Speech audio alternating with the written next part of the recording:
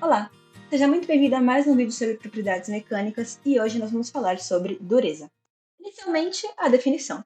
Dureza é basicamente a resistência ao risco, condicionada pelas estruturas, tipo de ligação e direção da ligação do nosso material. Possuir elevada dureza significa possuir elevada resistência à deformação plástica e elevadas propriedades de desgaste. Além disso, se um material é mais duro do que o outro, significa que ele risca esse material e não é riscado por ele. E se eles têm a mesma dureza, isso significa que se um risca o outro risca o um. E se um não risca o outro não risca o um. Pensando nessas várias maneiras de riscar e não riscar, o que isso significa para cada material, Moss criou uma escala, a partir de amostras vivas, realizando riscos sucessivos de uma na outra, e enumerou-as de 1 a 10. Além disso, o risco, mais especificamente, é uma deformação plástica localizada. A escala de Mohs ela apresenta valores relativos de dureza, porém ela tem uma desvantagem. Como o aumento da dureza é descontínuo, ela não serve para a gente avaliar exatamente a dureza do material. Não é um valor que a gente pode utilizar em contas, por exemplo. Então, a gente precisa recorrer a outros métodos para descobrir a dureza de verdade do material. E como é que a gente faz isso? A partir dos ensaios de dureza.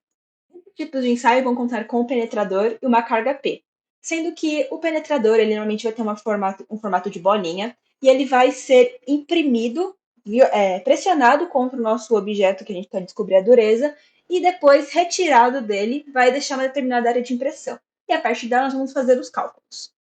Além disso, eles são ensaios simples, baratos, não destrutivos e que permitem que a gente estime outras propriedades do nosso material. Um dos ensaios de dureza conhecidos é o ensaio de Rockwell, que segue a norma ASTM 18 e a escala que ele mede é uma escala HR. Ele é simples de executar e a gente pode usar eles para materiais duros, de materiais duros a materiais macios. E ele combina um penetrador e uma carga, sendo que o penetrador podem ser bolas de aço endurecidas, ou, se a gente quiser calcular para materiais mais duros, cônico, o formatinho dele vai ser um cônico de diamante. Além disso, o Rockwell superficial, que nos diz qual que deve ser o formato da carga de prova, nos diz que esse corpo de prova deve ser fino, delgado e possuir uma massa menor do que 3 kg. Outro ensaio é o ensaio de Brinell, que também segue a ASTM 18 e uma escala HB.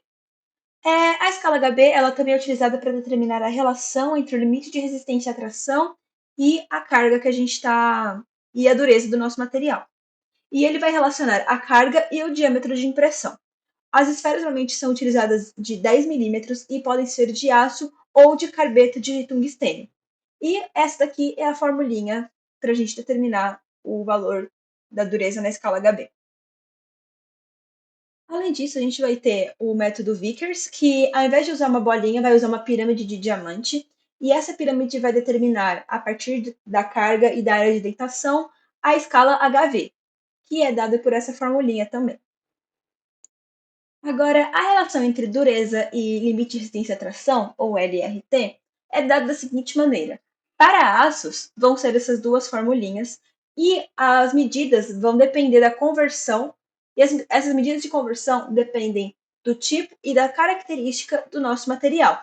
Os aços normalmente possuem os valores bem aproximados da realidade, então são materiais fáceis de realizar essa conversão. Mesmo assim, para a maioria dos materiais, a dureza e o LRT são praticamente proporcionais, e ambos indicam a resistência dos metais à deformação plástica. Era isso que eu tinha para falar nesse vídeo. Muito obrigada pela atenção. Até a próxima!